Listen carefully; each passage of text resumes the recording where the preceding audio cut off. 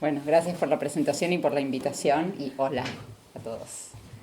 Bueno, esta charla de ahora va a ser sobre una botella y ahora les voy a contar por qué, pero lo primero que me gustaría preguntarles es, este es un cerebro regular de cualquier persona, les quiero preguntar quién de ustedes siente que su cerebro ahora está haciendo más de una cosa a la vez.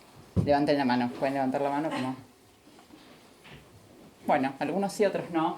En general, nuestros cerebros hacen más de una cosa a la vez, pero de una manera distinta a la que nosotros imaginamos. Seguramente hay alguno de ustedes acá que mientras me escucha, aunque esto es presencial y para los que lo están viendo por video va a ser distinto, pero muchos de ustedes, por ejemplo, hay alguien que tiene una computadora abierta, por ahí alguno está pensando dónde dejó los anteojos, alguien vio en el celular que tenía un WhatsApp, por ejemplo, él ahora está mirando el celular y está contestando por ahí. Gracias, Roberto, perdón que te venda el momento del celular. Alguien está anotando, porque esta es una charla sobre una botella, y alguien por ahí vio con el rabillo del ojo que tiene 18 notificaciones en el mail y tiene la tentación de contestar, pero les voy a pedir que no lo hagan. Esto es más o menos el estado de nuestro cerebro en general cuando estamos haciendo cualquier cosa. El mío en este momento no, el mío está más bien así, porque cuando estás acá adelante te pone un poco más nerviosa. Pero en general nuestros cerebros están así, ¿no? Cosa 1, cosa 2, cosa 3, cosa 4, y en Argentina dólar cosa, o a otra ahora últimamente otras cosas también que están pasando. Pero la realidad es que aunque a nosotros nos parece que hacemos muchas cosas a la vez, y después de la pandemia, cuando mucha de nuestra vida sucede en el mundo digital, todavía más, la realidad es que nuestro cerebro funciona más bien así, y acá llegué a la botella, funciona como un cuello de botella. Digamos, sabemos, porque la neurociencia lo estudió, que somos capaces con nuestro cerebro de hacer una sola cosa a la vez. Y a veces nos parece que podemos hacer más de una, nos genera la ilusión, nuestro cerebro, de que estamos haciendo más de una cosa, pero la realidad es que les debe haber pasado que uno, por ejemplo, está en una reunión por Zoom y al mismo tiempo está tratando de contestar un mail y le parece que está haciendo las dos cosas a la vez y en un momento te das cuenta de que o perdiste el hilo de la reunión o perdiste el hilo de lo que estabas escribiendo en el mail. Y eso es así porque nuestro cerebro no puede hacer las dos cosas al mismo tiempo, exactamente al mismo tiempo, sino que se prende sobre una cosa, por ejemplo, se prende sobre la reunión de Zoom y después se apaga y se prende sobre el mail, después se prende sobre la reunión de Zoom de nuevo y se apaga y se prende sobre el mail. Y esas dos actividades intermitentes, secuenciales que hacemos, nos dan la ilusión de estar haciendo las dos cosas a la vez, pero en realidad, como les digo, es secuencial. Y eso de que se prende y se apaga nos cansa mucho, nos consume un montón de energía. Y es lo que hace que al final del día nos parezca que estamos quemados. Es como que se quemó la lamparita de prenderse y apagarse. Bueno, esta no es una charla sobre neurociencia y cómo funciona nuestra atención y sobre esta especie de cerebro-cola que es nuestro cerebro, sino que es una charla sobre visualización de datos, pero hoy lo que les quiero proponer es que pensemos, dado que nuestras audiencias están así, o sea, nosotros estamos así, quemados, y tratando de hacer muchas cosas al mismo tiempo, aunque no le da el ancho de banda a nuestro cerebro, pero las personas a las que queremos llegar con nuestros datos, con nuestras visualizaciones de datos, están igual. Y entonces es muy difícil que nos presten atención y que eso que tenemos que contar, como se llama este concurso, contar con datos, lo que vamos a contar muchas veces no llega. Entonces hoy les quiero hablar de cómo podemos hacer que nos escuchen. Pero primero les propongo hacer un ejercicio. Les quiero pedir que si tienen, algunos tienen acá una computadora, un teléfono o un papel, por favor anoten, esta frase la pueden adaptar a su género, pueden poner soy recapo, ¿vale? Para sentirse bien identificados. El ejercicio consiste en escribir esta frase y después numerar las letras, así. Entonces ponen soy re capo o capa, y abajo después numeran, la S es el 1, la O es el 2, la I es el 3 y así. ¿Están listos? Esperen, no empiecen. ¿Está? ¿Están preparados? ¿Tienen algo para andar? ¿Preparados? ¿Listos? Ya. El que termine, por favor, levanta la mano. Es de velocidad, es competencia de velocidad. Y vos diste las letras, ahí están los espacios. Está un cachito desalineado, tiene razón Laura, lo chequeó, pero no, tienen que numerar las letras. Entonces te sobra uno. Perdón. ¿Sí? 1, 2. Mientras el que termina me avisa, ¿eh? Bien, no veo la que sobra. Bueno, ahí un grupo de ganadores ahí. Está bien, fue bastante rápido. Creo que no, pero ahora lo vemos con chequeado. Ahora vamos de nuevo con un ejercicio un poquito distinto. Este ejercicio es así. Van a escribir la misma frase y la van a numerar, pero en otro orden. Ahora van a escribir la S y la numeran, el 1. La O, y lo numeran con el 2. Y así, ¿se entiende? En vez de escribir primero la frase, preparados, listos, ya.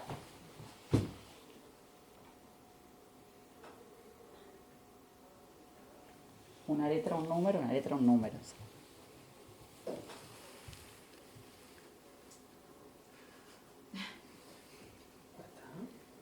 Cuesta, dicen acá. Salvo el Lau que lo terminó muy rápido, pero porque tiene un ojo de lince, bueno. Y ahí, de nuevo, igual, mismo ganador. Quiero que le demos un aplauso, por favor, al ganador de ambos concursos. Bravo. Bueno. A mano. A mano es más rápido, bien. Un truco para la próxima vez que les hagan este ejercicio.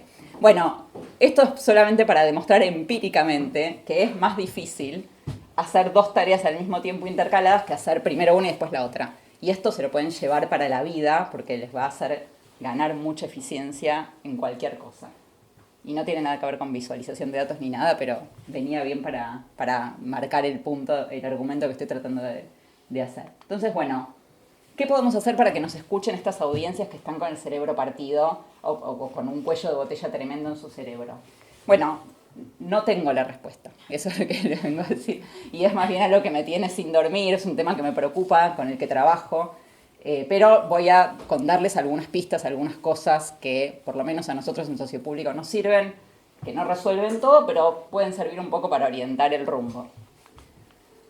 Y primero les quiero decir algo que es una buena noticia, que es que después de la pandemia todo es un poquito más fácil para la visualización de datos. Un poquito más fácil. Un poco porque nos encontramos con todo el lenguaje de los datos y el tema de achatar la curva y muchas otras cosas, como hasta hablar de escalas logarítmicas y cosas así, aparecieron en los medios, lo cual nunca antes había pasado. Hubo una tapa muy famosa del New York Times con un gráfico mostrando la cantidad de muertos por COVID, que estaba buenísima porque ocupaba toda la página de la tapa en el papel, porque la curva era tan alta, el pico era tan alto que había que mostrarlo así.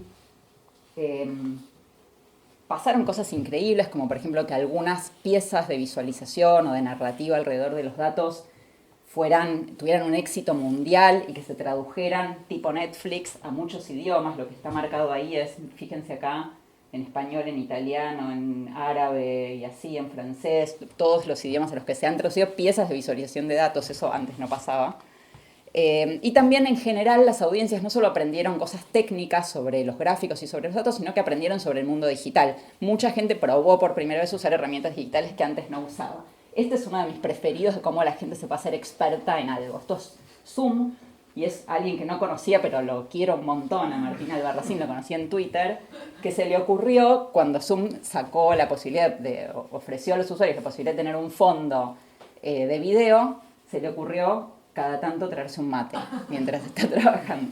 Y bueno, es un uso brillante de una tecnología que estaba ahí. Eso pasó en todos los órdenes, ¿no? Todos nos volvimos más habilidosos en usar tecnologías y eso, si te lo podés quedar viendo un rato, está buenísimo. Bueno, y eso nos sirve a los que trabajamos en el mundo digital, porque entonces nos podemos relacionar más fácil con otros, podemos usar estas herramientas y que los demás nos entiendan y no nos miren como unos nerds locos. Bueno, y ahora sí voy a estas posibles guías, que van a ser 7, porque me gusta mucho que sea un número impar, no son 3, no son 5, y son 7, que es un número raro. Y les voy contando algunas cosas que en general nos sirven para contar historias con datos. Bueno, la primera es, los llamo destapadores acá porque así destapan la botella del cerebro. La primera es esta idea de crear suspenso. Uno puede con los datos y con los gráficos y con la visualización de datos, aunque no sea lo que uno primero se le ocurre, se puede crear suspenso. Por ejemplo, esto es algo que publicó en Twitter la Fundación Gates, que se preguntaba ¿cuál es el animal que más personas mata por año? ¿Alguno quiere arriesgar antes de que haga el spoiler? ¿Qué? Vos ya sabés. Bueno, entonces no. Laura Sommer no. ¿Alguien más? El ser humano, ¿no? El ser humano es muy cerca, estuviste muy cerca. El mosquito, bien, muy bien. Entonces, bueno, este es el gráfico que se publicó acompañando esa pregunta, que muestra que los humanos competimos bastante bien, pero el mosquito, porque transmite ciertas enfermedades, la malaria sobre todo, es el animal que más personas mata. Entonces, esta forma simplemente de contar la información con una pregunta que da lugar a estas interpretaciones distintas sirve para atraer, ¿no? Porque otro día podemos hablar más de otras cosas de cómo funciona el cerebro, pero básicamente nosotros estamos todo el tiempo en una especie de modo default y cuando hay algo que se sale de lo esperado, prestamos atención. Entonces, una pregunta puede funcionar para eso. Esta es otra forma muy distinta de crear cierto suspenso. Esto es algo muy viejo que hicimos en Socio Público, que decía, ¿cómo sería el mapa de Argentina si mostrara la mortalidad infantil? Bueno, sería así, se engordaría mucho en el norte del país.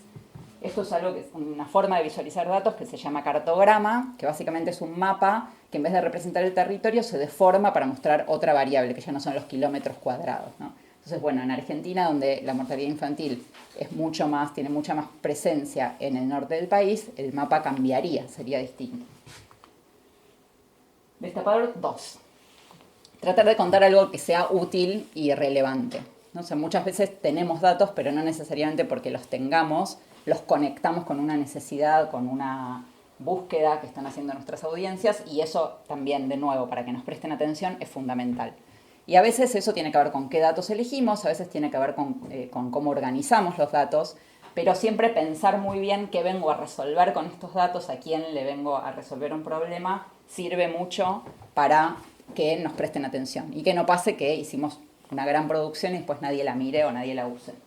Entonces les muestro algunas formas de ser útil. Esta historia a mí me encanta. Esto que están viendo acá es un dataset que está en el repositorio de datos abiertos del Gobierno de la Ciudad de Buenos Aires. Estuvo ahí años y años y es un censo de los árboles de la ciudad. Entonces estos eran datos que estaban ahí, acá ustedes lo están viendo en el mapa, pero también es una tabla, digamos, con los datos que dicen qué árbol hay, en qué lugar, cómo se llama el árbol, y es un censo de los árboles. Y esto seguramente no se lo usaba la gente de espacio público o alguien lo usaría, pero aunque estaba abierto, nadie lo había tomado desde la sociedad civil o desde algún otro lugar. Hasta que se les ocurrió a una empresa que se llama Properati, que da un servicio para poder comprar o vender propiedades en Argentina y en otros países de la región, se les ocurrió que podían hacer algo con esto. Porque justo los que fundaron y dirigían en ese momento Properati tienen una cabeza muy datera y les gustan estas cosas y se les ocurrió hacer este cruce. Bueno, y se les ocurrió un uso específico de esta información. Lo que pensaron es que en la ciudad de Buenos Aires hay muchas personas que son alérgicas a los plátanos. No sé si a alguno le pasa, pero bueno, es muy común que viene la primavera y todos los que son alérgicos comentan que están muy molestos. Es algo que para los que son alérgicos es muy molesto. Entonces a ellos se les ocurrió que si yo estoy buscando un departamento en la ciudad, me puede interesar saber si hay muchos plátanos cerca, porque si soy alérgica, ¿no? Entonces agregaron esa función en su mapa. Como estos eran datos abiertos, lo pudieron agregar, aunque ellos tenían un producto comercial, y empezaron a ofrecer esa información entonces asociada a las búsquedas de una propiedad. Me parece un caso muy lindo, muy redondo de cómo los datos abiertos pueden servir para algo que a alguien le sirva realmente.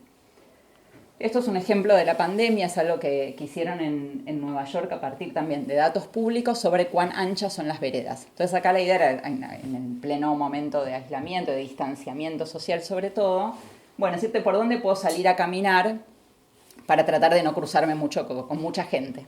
Entonces, si ven, bueno, ahí a medida que te vas más para el norte de la ciudad se pone un poquito más verde, eso es el Central Park, y ahí están las veredas un poco más anchas que están en color verde y las rojas, cuando hay más en el sur, son más angostas. Y esto después alguien lo hizo acá, tomó los datos de la ciudad de Buenos Aires, esto lo hizo Martina Lalu, que trabajaba en el gobierno de la ciudad, y de nuevo acá ven cómo está todo muy abigarrado en el centro de la ciudad y después, a medida que te vas un poco a la periferia, las veredas se ensanchan, ¿no? Entonces, de nuevo, datos públicos que estaban ahí y que tal vez en un momento no servían para nada, pero de golpe en una situación específica, como la de distanciamiento, pasan a tener sentido y ser útiles para alguien.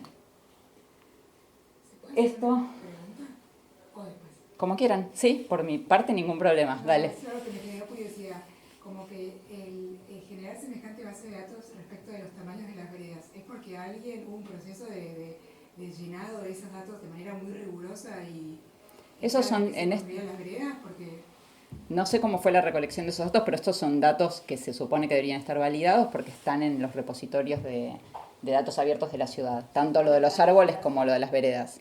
Claro, se supone que las licitaciones que hicieron esas veredas deben haber informado, claro. Deberían ser los que pagaron por esa vereda, que no vale igual si es más ancha o más respecto. Claro, está bien lo que dice Laura, que lo repito para la grabación, si, digamos, en el proceso de licitación de la construcción de esas veredas probablemente ese dato haya figurado y uno podría pensar que viene de ahí o podría venir de otra fuente, pero seguro son los datos que la ciudad abre, están validados por la ciudad. Puede que haya algún error, por supuesto. Pero la rigurosidad claro. de las veredas. Sí, a mí me parece interesante de estos casos que toman datos que están disponibles. Entonces la pregunta que ahí alguien se hizo y el valor agregado y la creatividad estuvo en pensar, bueno, ¿qué pueden aportarle estos datos a alguien en una situación determinada? Bueno, esto es algo que hicimos en Sociopúblico con el BID apenas empezó la pandemia, que no tiene visualización, pero lo que hicimos fue empezar a cargar datos sobre a qué valor estaban pagando algunos insumos médicos los gobiernos de las provincias argentinas y después de algunos países de la región, para que los gobiernos pudieran ir a comparar a ver si estaban comprando caro o barato, porque era un momento en el que todos salían desesperados a comprar barbijos, de golpe por ahí apareció una investigación periodística acusando a un gobierno de haberlos comprado demasiado caros, y lo que pasaba en los gobiernos era que nadie tenía idea, había desesperación porque no estaba el insumo, no se conseguía. Entonces lo que hicimos fue simplemente ir a pedirles, el BID les fue a pedir que compartan la información y nosotros armamos muy rápido una plataforma a la que accedían los gobiernos para poder ver, bueno, a ver cuánto está pagando el de la provincia del lado o el del gobierno del país del lado. Entonces, de nuevo, usar los datos para algo que fue una necesidad en un momento que alguien necesitaba esa información para poder actuar.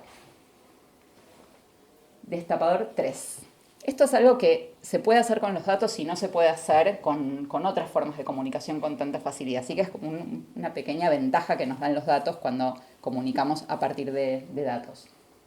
Que es que siempre tenemos la oportunidad de organizar los datos que tenemos alrededor de la persona que está consumiendo esos datos, del usuario, para la jerga de las startups, o de la persona, de la audiencia, y tratar de decir, bueno, todas las audiencias que van a ver esto, sino hablarle a una persona. Y les muestro ejemplos de cómo se puede hacer eso. Esto es una visualización que me gusta mucho de Nathan Yau, que es el autor de Flowing Data, que es un blog que les recomiendo. Esta visualización se trata de con qué causa y en qué momento suceden las muertes en Estados Unidos. Y lo que es interesante acá es que bueno, este visualizador de datos recibió esta información, que era las estadísticas de causas de muerte en Estados Unidos, con la causa, la edad, en este caso creo que es por enfermedad solamente, y algunas características de las personas que morían de acuerdo a ese registro, como la edad y también su género y su raza. Entonces lo que hizo, fíjense que esto muchas veces lo vimos en los diarios o en otros medios, en general en medios periodísticos, que es que cuando aparece información, por ejemplo acá en Argentina pronto vamos a tener la información del censo, lo que tienden a hacer los medios medio en piloto automático es a contarnos cómo es el panorama general, el agregado. Por ejemplo, hay más gente que está muriendo de cáncer de colon que hace 10 años, o digamos, ¿qué está pasando en general? Pero cuando trabajamos con interactividad podemos hacer esto otro, que es, en este caso, es un interactivo donde yo puedo decir mi género, mi raza y mi edad, y me va a decir cuándo me voy a morir yo. Entonces, de golpe, para mí esto es muy importante, no es cualquier cosa. Me empieza a importar más, acuérdense de ese cerebro muy disputado, ¿no? De golpe presto atención, porque a mí me importa mucho cuándo me voy a morir, no sé ustedes, pero me parece que es algo que nos pasa bastante a todos. Entonces, bueno, acá pueden ver que después de poner la información, ahí estaba más joven cuando grabé esto, ven que, bueno, se va muriendo la gente de mi generación de distintas causas hasta que en un momento nos morimos todas. Bueno, ya a los 100 más o menos. Bueno, esto de poder organizar la información alrededor de algo que tiene que ver con un usuario en particular, porque yo estoy poniendo mis datos como usuaria, sirve mucho para atraer la atención. Este es otro ejemplo del New York Times que dice cómo es tu familia. Entonces, si yo pongo que mi familia es una pareja que tiene 2 hijos, me dice que solo 7,25% de los hogares estadounidenses son como el mío. Y acá abajo me cuento un poco cuándo fue el momento más, donde fue más frecuente ese tipo de familia, que fue en los 60 y no lo llegan a ver. O sea, mi familia está súper pasada de moda. Y entonces esto de nuevo no habla de las familias de Estados Unidos. Podría hablar, y estaría bien también, cómo fueron cambiando los hogares en los Estados Unidos, pero de golpe está hablando de mi familia. Entonces, y me está comparando con otras familias. Y eso lo vuelve más interesante para mí. Acá hay un ejemplo más reciente, y les muestro varios para que vean distintas aplicaciones de la misma idea. Acá, esto es algo que hizo el New York Times, donde uno podía poner el nombre de un hospital, del hospital que te quede cerca de tu casa durante la pandemia, y saber cuán preparado estaba ese hospital para distintos escenarios según cómo fuera evolucionando la pandemia. De nuevo, me importa mucho mi hospital cerca. Y esto, me voy a volver atrás para explicarlo y ahora se los muestro. Lo que les voy a mostrar ahora es algo que hizo una empresa que da servicios a inversores y que lo que quería era alentar a más gente que se animara a invertir en acciones, en la bolsa, en bonos. Y para eso lo que hicieron fue una comparación entre los ingresos de la persona que quisiera meterse en esta visualización y los de John Paulson, que es uno de los más multimillonarios del mundo. Entonces, si yo pongo que gano $100.000 al año, me dice que eso Paulson lo hace en 10 minutos, que yo tardaría 49.000 años en lograr lo mismo, que él se puede comprar las Islas Fiji, con lo mismo, eso ya no lo llegaron a ver, con lo mismo que yo más o menos me compraría un pretzel en la calle, no sé, sería acá que sería un pancho en un kiosco. Entonces, bueno, esto, triste. Esto va por el lado más humorístico, tal vez duro, tal vez un poco duro. Pero bueno, otra vez una forma de capturar la atención es trabajar a partir no solo de los datos que tengo agregados, sino de los datos de las personas a las que quiero llegar. Disparador 4, un poco contraintuitivo, es usar palabras. Pero como esto no era sobre visualización de datos, gráficos, bueno. Pero también sabemos que para mucha gente, para la gran mayoría de la gente, para todos nosotros que nos dedicamos a los datos también, es mucho más cómodo leer texto que interpretar un gráfico. Entonces, si tenemos la oportunidad de contar con texto, es probable que seamos más claros para mucha gente. Ni hablar si estamos usando tipos de gráficos complejos, ahora me voy a meter un poco en eso. Esto es algo que hicimos hace poco con Save the Children, que como ven tiene mucho texto. Y tiene algunos gráficos, pero sobre todo cada gráfico y cada dato está acompañado por un pequeño texto que le da contexto, que lo analiza. Entonces, esto está tomado de una base de datos. Todo esto surge de una planilla de datos. Pero en vez de tener gráficos siempre, de golpe dice el 57% de los niños en Bangladesh sufren esta enfermedad. Entonces, lo que hago es enriquecer un texto con datos. Ese 57% está metido en una oración. La oración cambia, porque el mundo digital me permite hacer eso, la oración cambia para adaptarse a los datos y convierto un texto en un texto dinámico, que está alimentado por esos datos. Y eso sirve mucho porque evita que alguien tenga que hacer una interpretación de los datos, que en algunos contextos, por supuesto, sirve mucho, y quiero dejar que, por ejemplo, no sé, un grupo de investigadores haga una interpretación libre de un conjunto de datos, pero cuando estoy comunicando, a veces sirve más poder explicar qué es lo que encontramos en esos datos cuando hicimos el análisis previo. Simular, este es un consejo que vengo a dar hoy también, solo en relación con las visualizaciones de datos. Bueno, esto se vio un montón en la pandemia también, ¿no? Cómo el mundo digital cruzado con los datos nos permite hacer simulaciones de qué puede pasar en el futuro, ¿no? Adelantar un poco en imágenes, en gráficos, cómo pueden evolucionar los datos. Esto es un ejemplo que me gusta porque para tratar de explicar cómo funcionaba la pandemia, cómo funcionaba el coronavirus, lo que hicieron en este caso fue inventarse una enfermedad. Y con esa enfermedad imaginaria poder mostrar una serie de simulaciones, de proyecciones, de cómo tratar de mostrar cómo una variable de la enfermedad repercutía en otra. Y ese juego, algo mucho más lúdico que podíamos hacer con una enfermedad ficticia, probablemente no lo podíamos hacer con el coronavirus mientras estaba matando un montón de gente, pero esto entonces nos permite tener una especie de terreno, como un arenero, donde ponerse a jugar un poco con los datos y ver qué pasa. Y qué pasa si se vuelve más contagioso, qué pasa si aumenta o cae la tasa de mortalidad de la enfermedad y demás. Y este tipo de simulaciones las vimos un montón, que son las de, bueno, cómo se esparcen las microgotas, todas cosas. La palabra microgotas no la conocía nadie, confiesen, antes del COVID. Pero bueno, de golpe empezamos a verlas. Bueno, por ahí algunos sí, está bien. Algunos por ahí sí, los científicos, yo no.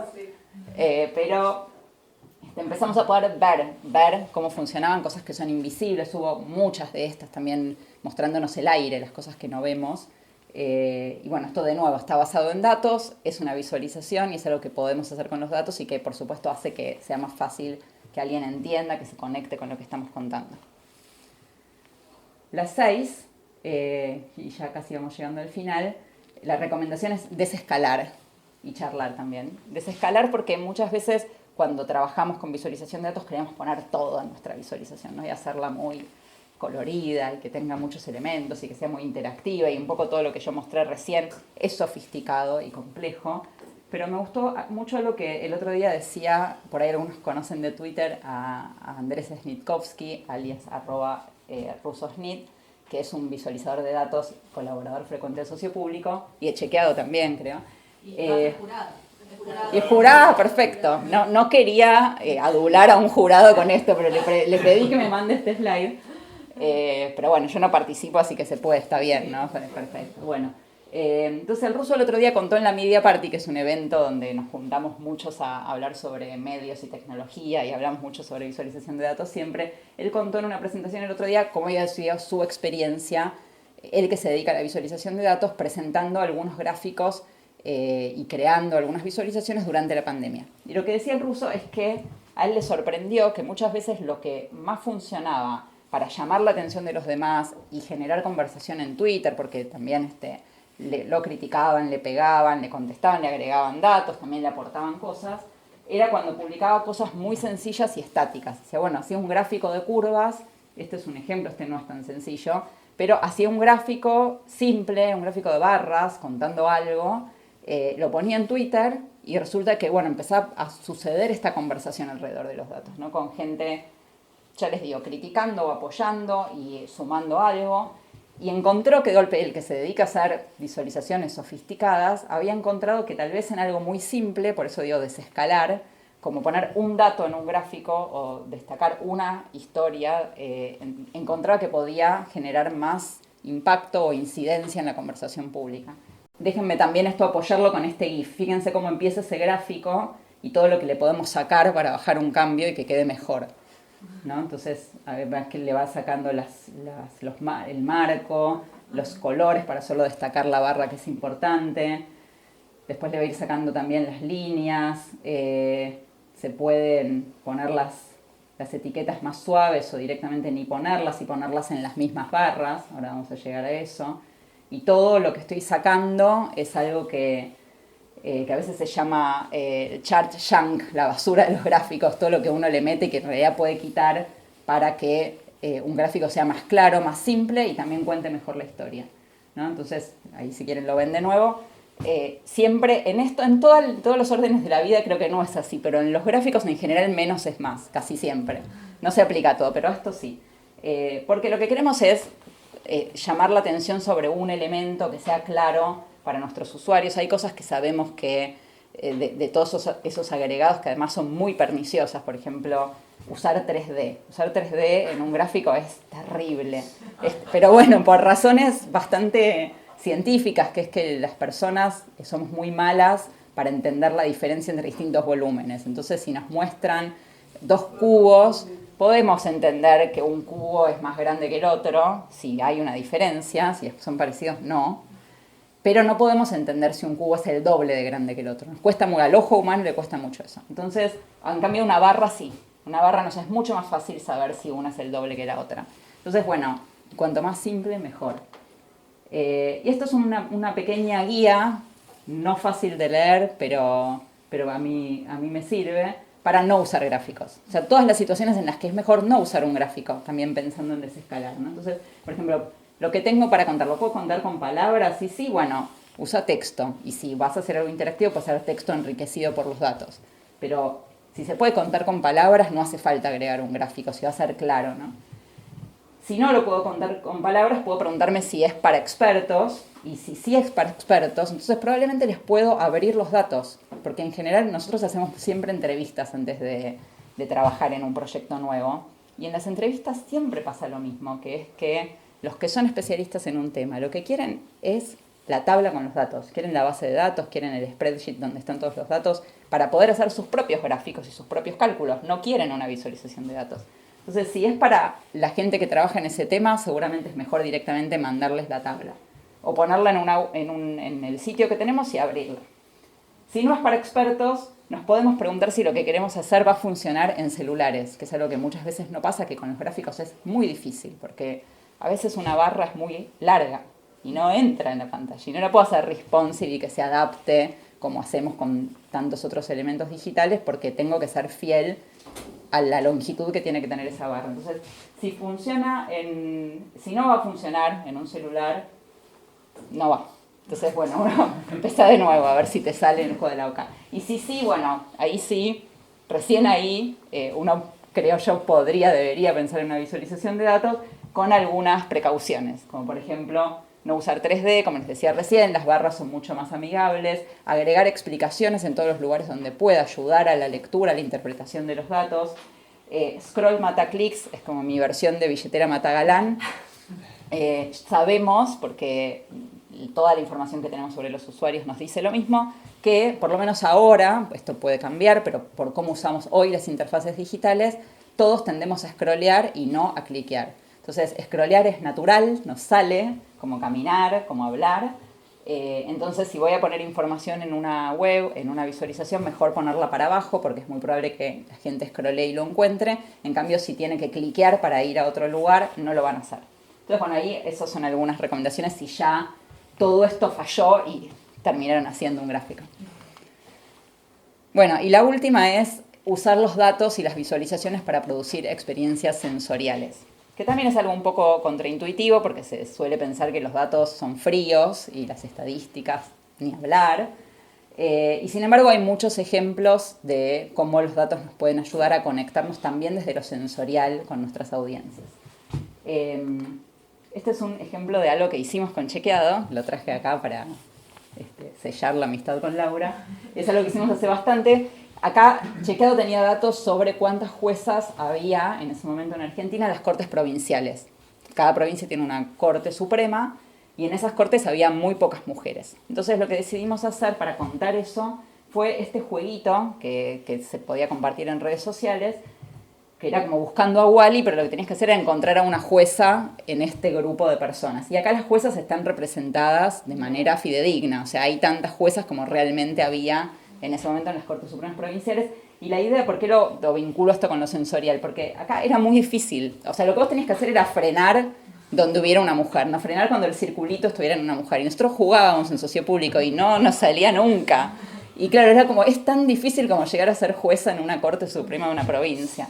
Entonces, buscar transmitir la experiencia, transmitir lo que está contando el dato en una experiencia física, que acá era, bueno, tengo que darle en el momento con el dedo, es una forma de contar datos de forma sensorial. Y esta era la visualización de una investigación que había hecho Irina Hauser para Chequeado, que contaba quiénes eran las juezas, si eran poquitísimas y demás.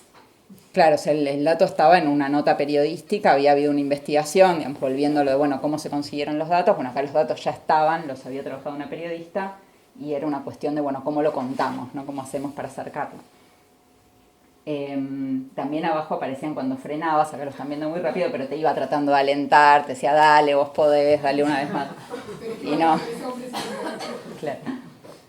Bueno, y esto es algo que se cocinó en una especie de hackathon que reúne a cocineros y visualizadores de datos en España.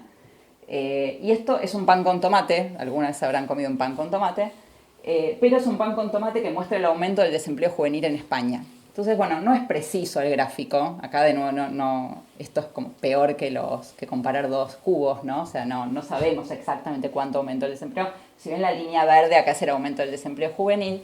Así que no es muy preciso el gráfico, pero sí funciona para ofrecernos una experiencia, porque cuando uno se come este pan, a medida que lo va comiendo y va creciendo el desempleo, el pan se va poniendo, ven que tiene menos tomate, se va poniendo más duro, más seco y difícil de tragar, como el desempleo.